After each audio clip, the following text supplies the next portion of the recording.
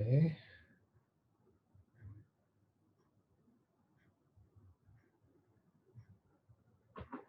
All right, good. So I can annotate my screen now. So I think we're all good to start.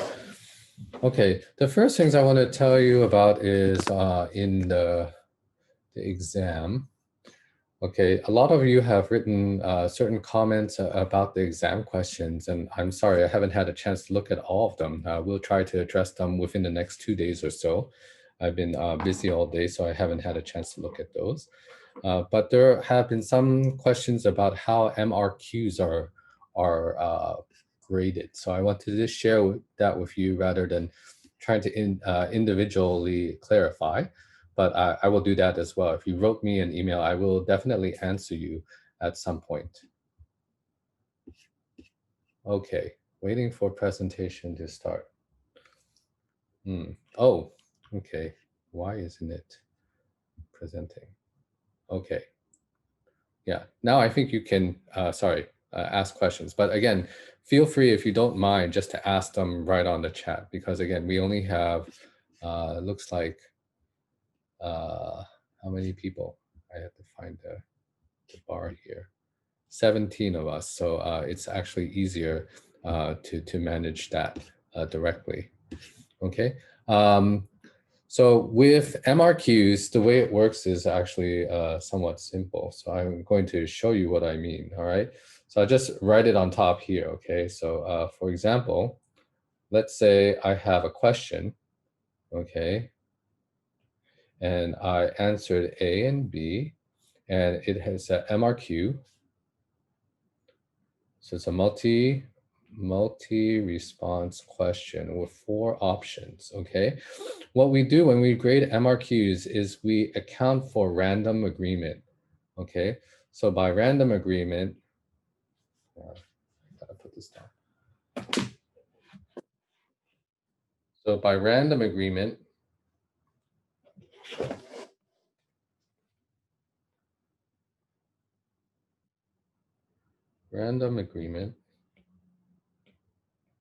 we would get 2 right, okay? Because there's 4 options, right? So you can think of this as 4 true-false binary questions, 1 for A, 1 for B, 1 for C, and 1 for D, right?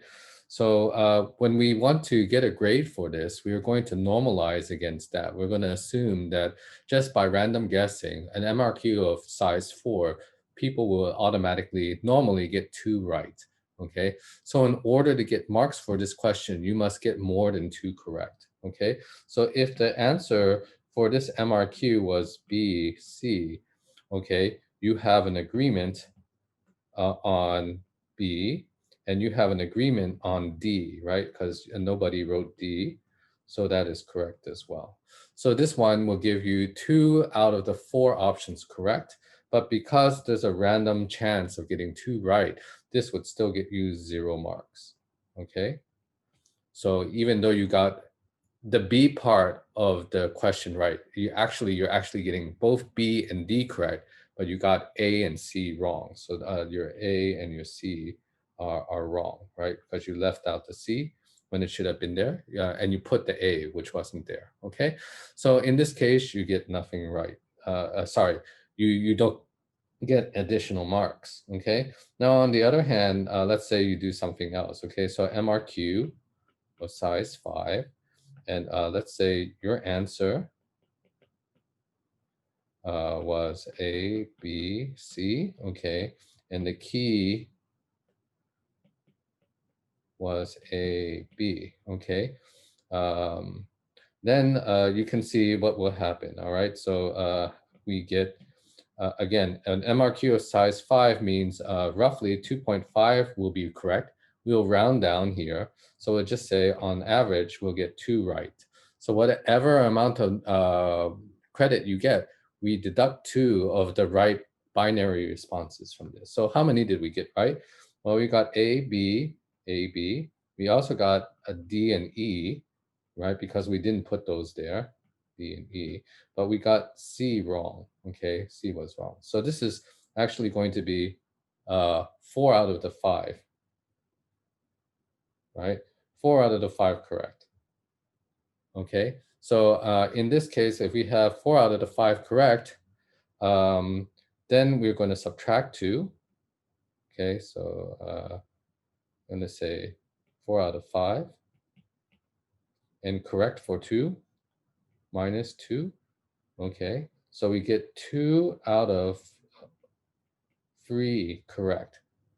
Okay, and then if we get the 2 out of 3 correct, then basically we take whatever marks it was worth. Let's say it was worth 5 marks. Okay, and we multiply that times 2/3, right? And this would be the actual credit you would get. Okay, whatever that amount is.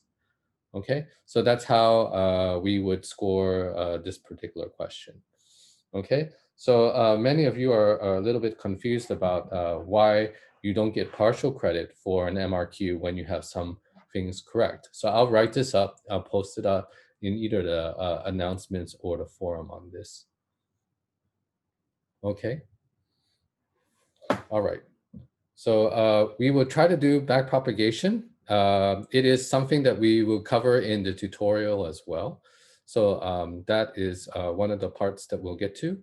And the weights we get for NN and XOR, we are doing this through backpropagation. So hopefully we'll get to cover both of these parts. Okay, so I hope we can cover that. Okay, larger backpropagation example. If you give us a network, and actually there's one in tutorial, we can go over the tutorial solutions as well so that you're clear about that. Maybe that will help a little bit, okay, for that. Would that be useful? Do you want to do that now, or you want to do that after going through the lecture materials?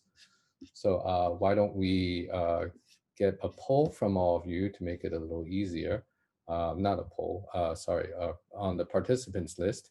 If you would like to go through backprop, maybe you can put yes on the participants list.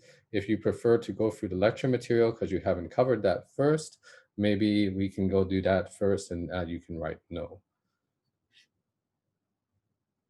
Okay, let me prepare in case we get, yeah, it seems like most of you want to go through backprop.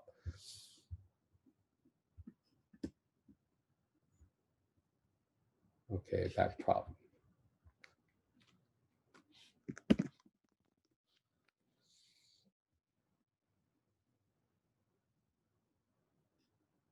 Okay, give me a minute here.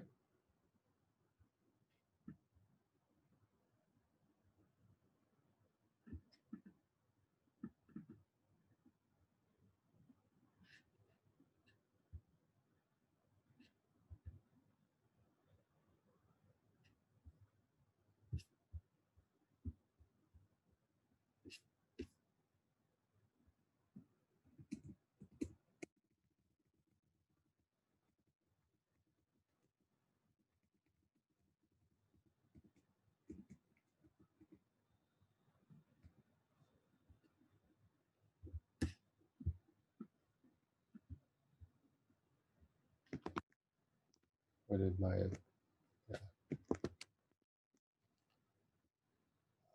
the other one?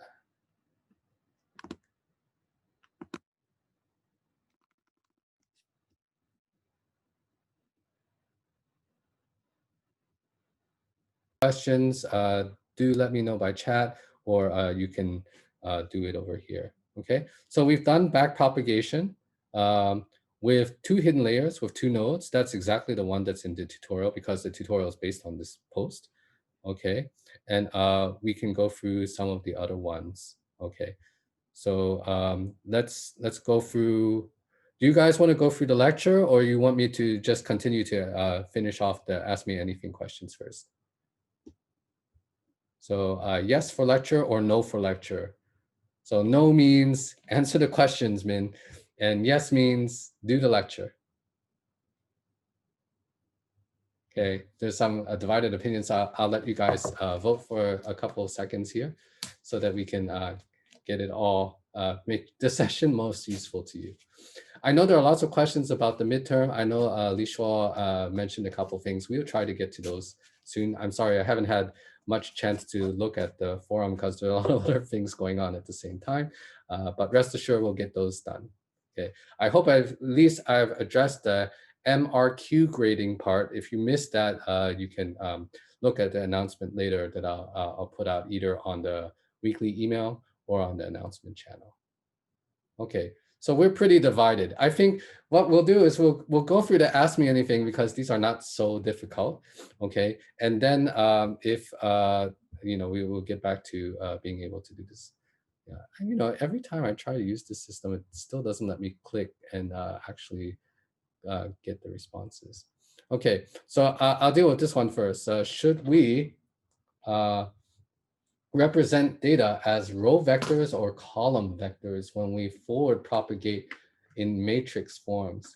Okay, our data is mostly going to be in row form, right? So we have an X vector, okay? And then when we do the forward propagation, normally we just consider it as a vector of X's, a stacked set of vectors, right? Each vector is one instance in a row, okay? And then that's what we can do for this. It depends on the actual context. So if you look at what we were doing on reinforcement learning, you were thinking there about the states being separate rows, right, in the table. So that's a little bit different. But you can think of the states again as instances of X, right? Because each state in a reinforcement learning problem corresponds sort of to a different input, right? It's a different state. So at that state, you need to know what to do with it, okay? So hopefully that answers your question there. Okay. So we covered this other one as well. So let's see how we get the weight vectors for the NN in XOR and Xnor. So these go back to your collab notebook, right? So you have some inputs. Let me see whether I can pull it up. What am I looking for? Collab, right?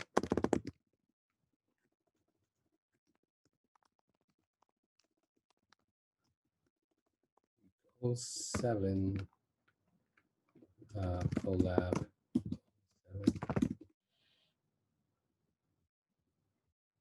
I think it's the other way around, right? You guys remember better than me.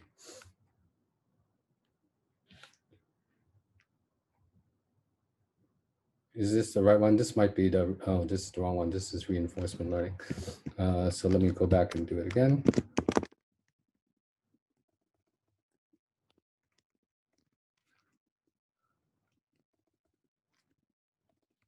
Oh, HTML.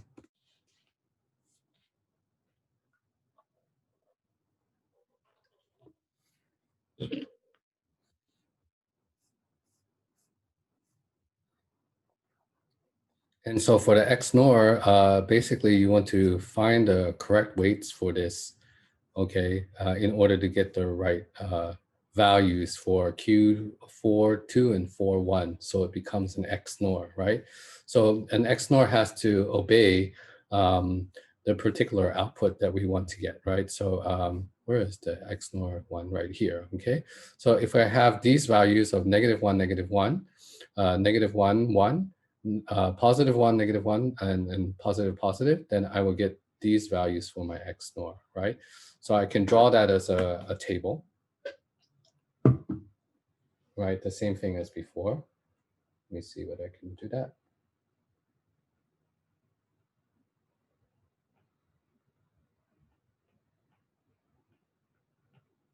Okay, and this is our H that we want, right? And so we have X1 over here and X2 over here. And we just need to set the weights for these particular parts, right? So that we can get a good composition from here, right? So, you can think about, okay, if I were to engineer the Xnor, what type of binary operations do I need in order to compute this, right? So what can you say about this function? How could you compose this function given two inputs? Because this is what I'm going to do here and here, right? Okay, so you can think about that first and say, okay, if I were to, let's say, take an AND or an OR, can I use an AND and an OR gate to create an XNOR? Okay, and then when I have that, then I can go back and say, for those intermediate steps, maybe I need to engineer an AND gate and an OR gate separately, right? And then get that together. Okay, so I think you can go through this to be able to get the right weights, right? You just have to put the right weights in here and you will get it properly, right? So we just need to make sure that you include don't have the problem with zero values, right? Because when you have a zero, the sign will return nothing. So you need to make sure your inputs are correctly balanced so that zero inputs give the right output for what you want. Okay.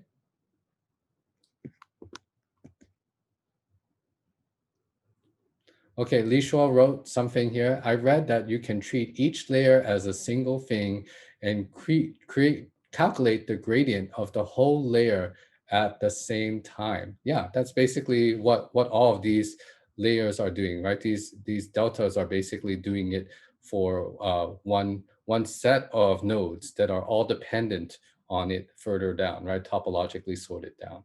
Yes. Okay, there are a couple of good posts on this. Uh, for instance, I'll put another one in chat so that you guys can take a look. Okay, that helps you get a better idea of why backpropagation is so helpful. Okay, it's actually because you're just applying chain rule. It's both very nifty and somehow very straightforward at the same time once you get the hang of it. So that's important. Okay. So, Stephen, you put no on the participants list. Is there something you want to tell me so that I can go through? Are you okay? Any, you need more help? No, sorry, I was away. Oh, it's okay. No worries. I just want to make sure that you're all right. Okay, because I don't want anyone missing out on whatever they need to know for our class. Okay. Thank you for unmuting and telling me. Okay. All right. Yeah. So I think we've gone over that. So when you are composing to get the weight for NN, just think about this as a compositional activity, right? I want some basic features, which is what each layer is trying to engineer, some features. And then at the nth layer, I'm taking those basic features that I've been provisioned with, and I'm trying to do some linear combination to it to aggregate a signal, and then pass that through some nonlinear activation, right? That nonlinear activation is necessary to get something that is not another linear layer out, right? So that's why we have the hyperbolic tangent. This week, you're going to learn the ReLU, okay? Both very simple functions, very mathematically easy to understand, just so that we can introduce the idea of getting a more complicated classifier than what is afforded by just stacking linear layers on top of each other, right? If you take two hyperplanes and you add them or add them together, you will get another hyperplane of the same family. So in order to increase the expressivity, we need something that introduces some nonlinearity, okay? And what's been very interesting is that even though you could engineer lots of really complicated nonlinear functions, okay, in your activation function, people have found that it's actually just better to just use very simple things and just use a whole ton of them, right? So you can have multiple layers of neural networks where each of them is compositionally very, very simple building blocks, just like stacking Legos on top of each other, okay? You could make a very interesting, very complicated Lego, but you could approximate that by using many Legos and layering it in different ways to get the same thing. So that's what we're doing, is just thinking about a very simple building block and arraying that in interesting manners to get interesting output. Okay. Okay. Okay, so we did all of these. Okay. How do we decide the activation functions as well as the number of layers in each layer while building a neural network? Great question. Everyone has this question, okay? And the answer is what we already told you, which is to say it has actually sometimes to do with the problem, but most of the time it has to do with the data resources. So if you remember back to our bias and variance lecture, okay, there is a correlation between the cleanliness of the data, which means how much stochasticity it is, how much noise, okay, and how big the data set is, okay, the quality of the data set, whether it's measured well, which is noise, and whether it's large enough to contain enough information for a complicated network to capture, okay?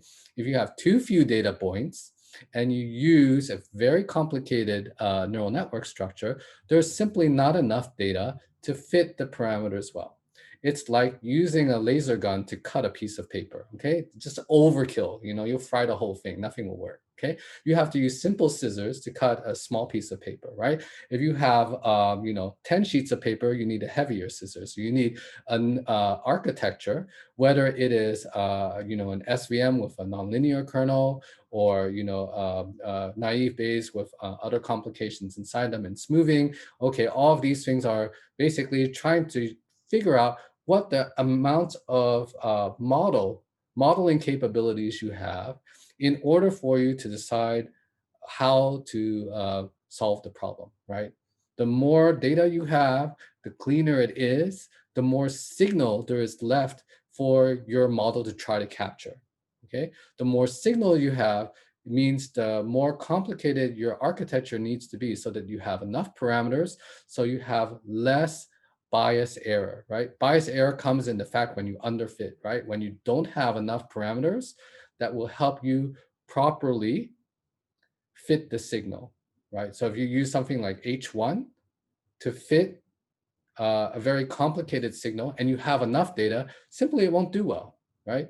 What we saw in the bias variance lecture was in the opposite case, right? When you have a very complicated function, but you have too little data, then you cannot use a complicated model to use it, okay? Sort of like using, I don't know, AlexNet or VGG16 or any of these things you're going to learn this week to try to characterize 5 dogs and 5 cat pictures. It just won't work because you have too few data examples in order to fit those things appropriately.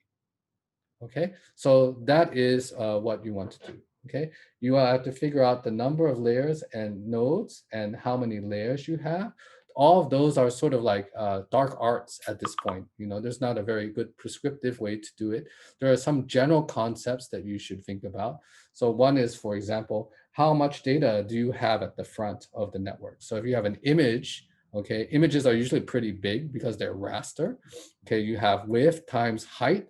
So you have some quadratic number of inputs. Then you need lots of nodes in the layers towards the input part of the network. So you have a very big image. Okay, let's say I don't know, 1024 times 786. Okay, something like VGA, right? Then you don't want to put a tiny network here because basically this network will have to encapsulate all the information in order to pass it forward. So you want to instead choose a model architecture that's sort of eventually growing smaller, okay? You don't want it to be any bigger than your current network, okay, your current inputs, because then you're not getting any generalization, okay? Do you guys understand what I mean by that? So let me try to show you what I mean. Okay, if I have an input of 1024 by 786, and I use a network architecture that is of the same size, 786. This doesn't help, right? Because basically each neuron can be connected directly to another neuron and can just memorize it. So then this layer and this layer basically serve the same function, right? It's just identity. I just pass along whatever I got as input on the output, right? And then why am I doing that? It doesn't make any sense, okay? So what I want to do is, in many cases, I want in a connectionist approach, I want the intermediate layers to generalize, right? Discard useless information, try to contain useful information, okay? So this is when I want to have a slightly smaller or a much smaller network here. So maybe much smaller than 1024 by 786, okay, for the size of this layer, okay? So that when I feed in inputs here, it is forced by virtue of having less parameters, okay, to try to condense the information, okay, and not save whatever is not relevant for whatever is happening downstream, okay? So that's the idea. Okay, right activation functions. I think most people will just use the simple ones first.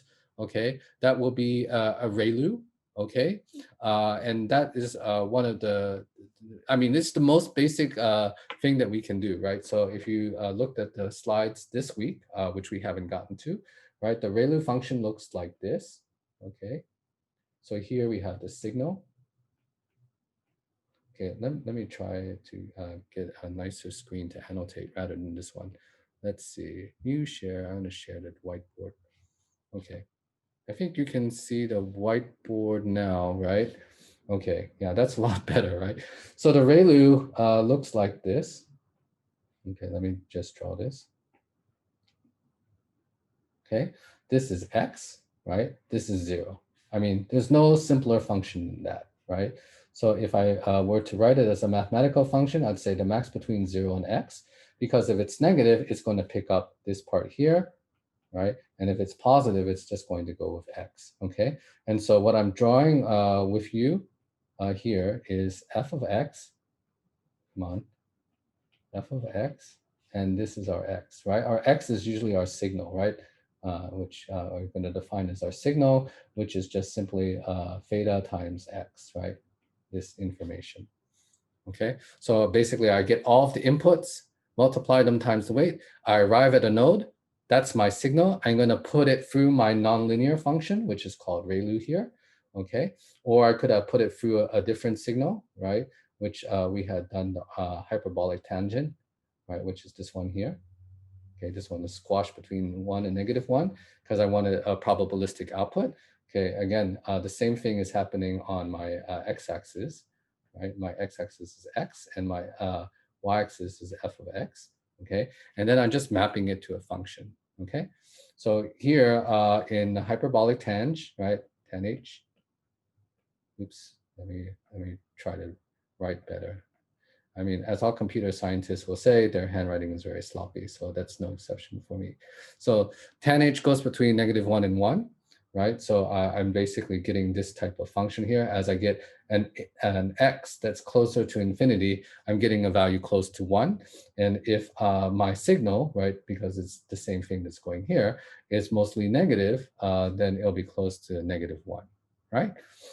So this is a nonlinear function because it's not a straight line, right? This is also a nonlinear function. This is our ReLU, right? Rectified linear unit. And it's got to be the most simple one, right? It's basically saying if you have a negative value, okay, you're saying something negative about how the feature is influencing the loss, just don't use it, okay? Don't use. Okay, and then otherwise set a value, okay? Set a value equal to the identity, sorry. Okay, Li Shuo, you asked something, hold on, I'm just gonna finish writing this and then I'll answer your question. Okay, yes, so Li Shuo asked, does this mean we can't learn negative things? In ReLU, yes, we cannot, okay? We don't do anything with the negative. As soon as a feature comes in, okay, all right, so if I'm sitting here at some node in my network and I'm going to feed other things upstairs and I'm going to get things from downstairs, okay, and I aggregate all of my W theta T transpose X, right, my theta transpose X, if this comes out to be something smaller than 1, right, so if this is less than 0, okay, not, sorry, less than 0, right, less than 0, okay, then that means I'm going to destroy it, okay? I'm going to say output is 0, okay? So that's what happens here. So basically, in terms of a neural network, when you use ReLU, basically as soon as you hit something negative, this node goes away. It just gets discarded, okay? So you're only dealing with positive inputs. That means everything that's coming out of here is no longer being effective. Everything's zeroed out, okay? So it's nonlinear, right? Because it's doing something like what we would expect a max to do, right? We saw max was also one of those annoying things that we saw in earlier parts of the lecture, right? Where we said, as soon as we want a max operator, it becomes nonlinear. Let's change it to a soft constraint like in regularization so that we have a smooth differentiable function, right? So ReLU in this case is giving you these types of problems, right? So we need to do it properly, okay? So yes, Li Shuo, you are right. We can't use negative things from there, okay? So to fix that, what we do later on, come on, erase, can't erase, okay? Is to use a different learning function, right? So that learning function could be a prelude, which allows a leaky, a negative weight, okay? Something that would look a little bit like this. Come on, where did my annotation go? Oh, I ran out of battery. Okay, I'm gonna charge my pencil here for a while. But if you look at the slides for this week, there's another one called a prelude, which looks a little bit like this. I'll use my finger, right, which has got the same x, but a slightly negative slope here. Okay, so it's not zero, so I'm not zeroing it out, but I'm lessening the importance. I'm keeping the negative weights closer to zero because I expect the positive parts of the features to be more telling. Okay, so that's called a prelude. Prelude. Okay, parameterize rectified linear unit. Okay. All right, so that is what we think of for this part. Okay, now we have two other questions. Did I miss anything else? No, not at the above. Okay, so I want to get to lecture, but let me try to explain the rest of these.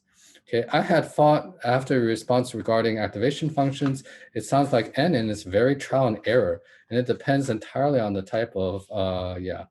So I'm sorry, I really don't know how to get this. I've tried many weeks to get it to work. Sometimes it works, sometimes it doesn't. So yes, at this point in time, the people who are from the statistics community are very upset about deep learning in some ways because it gets really good results, but no one really has a very good inkling why, okay? And so it becomes an engineering game at this point to try to come up with good ideas and to look at how we can improve performance. And the understanding about why these things work the way they do, how they capture good performance is usually, unfortunately, a little bit after the fact. Okay, so those of you who have more of a strong math background and find math very appealing and intuitive, unfortunately, neural networks is not like that. Okay, so it's a bit disappointing. I mean, when we were back in the 2000s and 90s, I think many more people were satisfied with the SVM theory and things of this sort, which gave a very intuitive understanding and lots of breakthroughs in the theory of computation, theory of learning. But NN's sort of throwing a lot of that out the door. Okay, so I hope many of you in class will be the ones who contribute to closing this gap because it is certainly still there and there's still lots and lots and lots of really cool stuff to do in machine learning. And I hope, especially those of you who are interested in, stick with it because it's really worth your time, not because you can get good salary. I mean, you can do that if you like, and many people will, but because it's really interesting. We haven't gotten to the end of this investigation, not even close, okay? So can we explain the vanishing gradient problem using the sigmoid? Oh yes, this is a great question. So let me see. I'm hoping that it will let me do the right thing with the whiteboard again. So let's see. Clear all drawings. Okay. And let me see whether my pencil is going to have any charge. Nope, it's not going to work. Okay, so I'm going to draw using my finger. Never mind. Fingers are good for iPads too. Okay, so if you have something like the 10H, right? And this looks better than the one I drew in the slides, okay? Tan H, okay? Again, if you think of your signal is on this side, right? This is our X value. It's the same as what we said, our signal, which is the same as our theta transpose X, okay? Basically, when we think of a neural network, we have all of these incoming things, we just add them all together, and our signal is exactly what we get right here, right? When we were talking about backpropagation, is basically the sum of all of the inputs coming in, okay? So this is what we're writing on this part. So if this particular thing here gets a very negative or a very positive result, okay, what happens? I'm going to be passing as my output either something very close to 1 or very close to -1. And the useful things that are somewhat close to 0, well, I'm not going to see them, okay? It's either going to be very close to 1 or very not close to 1, okay? Close to the -1, okay? So that much you understand, right? So why do we get the vanishing gradient problem, okay? Or the exploding gradient problem? It's both basically the same thing related to this, okay? So let me see. We need the whole thing. Okay, so again, I'm going to draw the same. Okay, so what happens is, let's say you have a signal. Okay, let's say we have a neural network. Okay, and we have a couple layers. I'll just draw 5 or 6 of them here. Okay, and at the front of the network, we have a useful gradient, maybe -0.2 or something. Okay, and when I propagate it, it's going to be like, see, somewhere here, -0.2. Okay, and then when I map it back down, usually when we get to extreme values, it will keep on getting more and more negative. So at, let's say, the next layer down will become 0.04. Okay, so 0.04. Okay, and then when I pass it through the next layer, it'll get even worse, right? It'll be like 0.08. Okay, 0.08. Okay, so what happens is, as we are going backwards through our network, okay, what happens is that our gradients get either much, much more positive or much, much more negative, okay? And that means at the end, we're going to get, nothing, only exploding gradients. So these are both cases of exploding gradients, okay? Or no gradient at all, okay? We don't have anything to improve in at the end of the network. And that's bad, okay? Because what we end up seeing is that in the networks, we are learning the final classification parts, right? Because, mainly we're doing supervised classification, right? So basically we're taking all of the loss and then changing mostly the layers towards the end, the penultimate layers, right? Those are the ones that are getting tweaked. But the raw basic features, the ones that are closer to the inputs, the weights that are close there, they don't get transformed much when we have vanishing gradients, okay? Gradients that come close to 0, okay? The gradients close to 0 means, again, that the gradient is flat, right? So in our sigmoid function, we get flat gradients both here and here, right? So there's nothing, it's very hard to improve when your slope is very close to 0. So you're just changing the weights a tiny fraction each time, okay? So that's why when we do it through a neural network and we have this problem that we're stacking more and more units up, if we don't have a way of considering vanishing gradients, okay, we are going to end up with this problem, all right, that as we go farther from the classification layer all the way back towards the input, the gradients gets less steep, right? When we have steep gradients, it's very clear which way is down, right? You're on a mountaintop, you know which way is down, right? But if you're in the desert and it's all flat, which way is down? It's very hard to tell, right? So that's the type of gradient that we get when we come back to the front layers when we use a hyperbolic tangent. Okay, and it's basically because of these flat areas, right, that's happening here.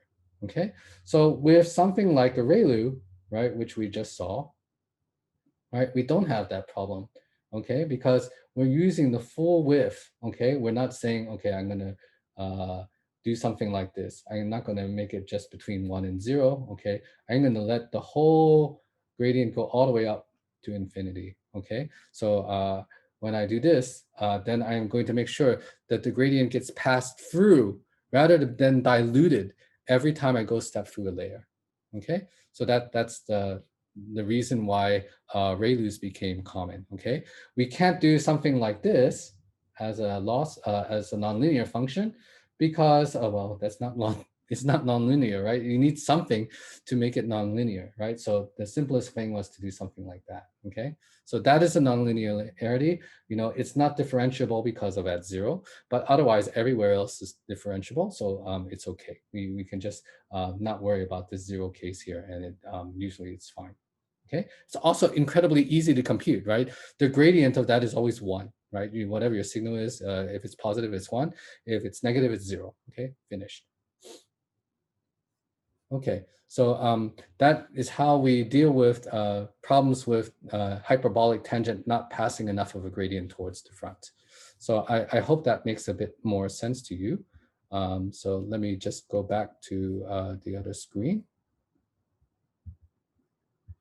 Okay, so we've checked off this one. We've checked off that one. Can we explain how to derive the Bellman equation expectation step by step?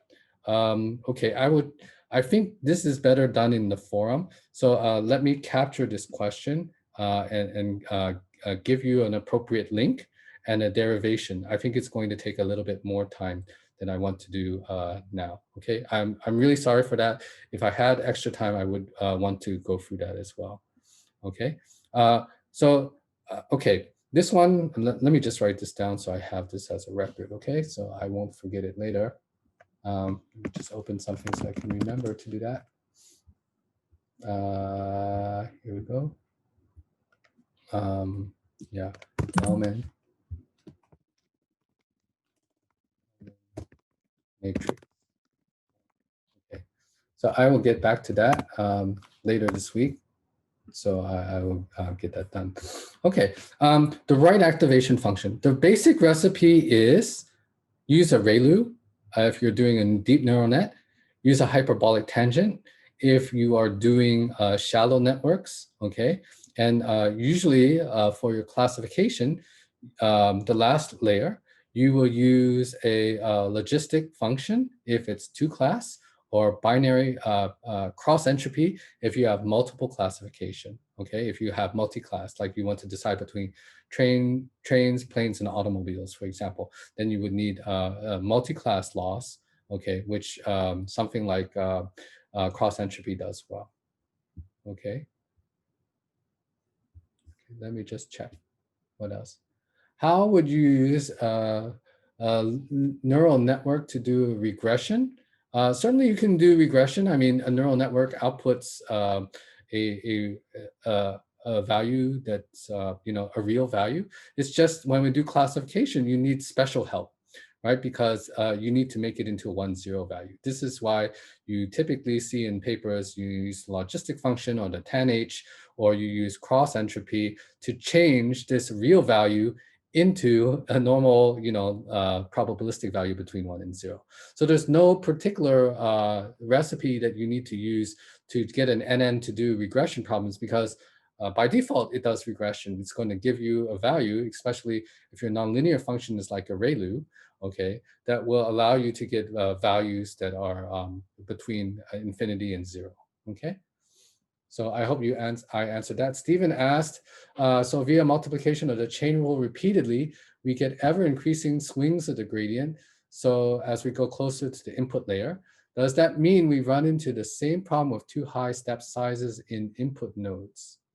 Yes, okay. So when we get very large steps, okay, and you use a too large active learning rate, right, which means that we're going to adjust our weights a lot given each time, right, then it means that for every time point when we have a large step, we might get closer to negative infinity or positive infinity even faster, right? So having a high learning rate could also exacerbate that. You might end up only in the case of using hyperbolic tangent, because remember, hyperbolic tangent has those flat tails at the end, okay, where that's going to have some problems, okay? So without the last activation function, it just does regression? Yes, Okay, you can think of it that way. So in the backpropagation example that we just stepped through, this one on the suggested site, which is also in your lecture notes, this one is doing regression, right? You saw that it used something like, I think, mean squared error or something like that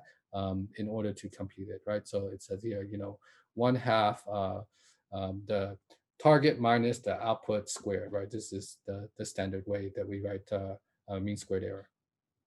Okay, squared error, sorry, not mean squared error. Okay. All right. Okay, it is 5:30, and I think we're going to go over the actual lecture. So if you got what you wanted out of this, you can go. If you'd like to stay on because you don't mind your lecture just wasting your time, I'll be happy to waste it for you. Okay, so the rest of you who want to stay on, I will try to go through the pre and the post part of neural networks. It's actually not that much compared to the amount of information we did through the reinforcement learning. So I really like the reinforcement learning lecture, although our TAs complain it's a lot of work. So I hope you will get some useful insight out of the reinforcement learning because we have a number of other courses downstream that you can definitely take the teasers that we've inserted in this class and use it for helping you with developing your interests. I think all of machine learning is fabulous. It does involve a lot of math, and sometimes we don't always understand it, and that's okay. Then we take our time to study it. Okay. All right. Let's see. What are we doing? This is the post, so I'm going to go through the pre. The pre is very fast, anyways.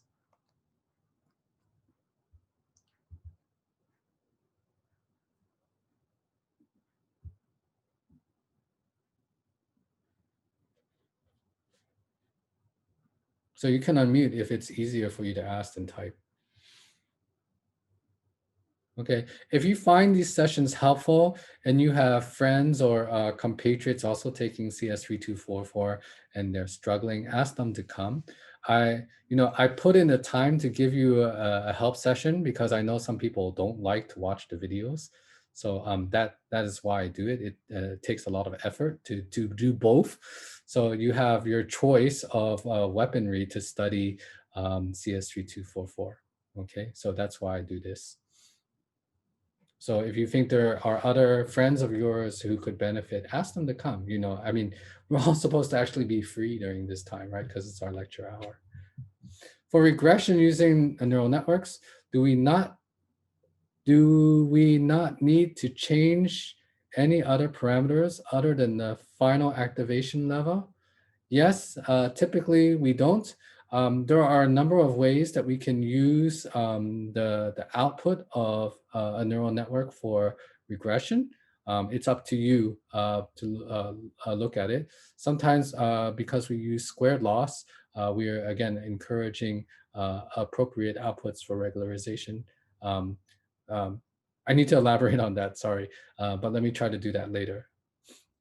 Yeah, but basically for regression, you can use the neural network as it is. You don't need a specific loss function at the end. We need it for classification because, well, we need an actual value or multiple values in the case of multi-class classification. Okay. All right. So thank you, everyone. Have a good day. We'll try to get the rest of your queries dealt with in due time. Probably by hopefully the middle of the week. Hopefully, we still have to do other things for teams and things like that. So I know you guys are busy as well. Okay, thank you very much. Have a good Thanks, evening. Prof. You're welcome. Hope it was helpful.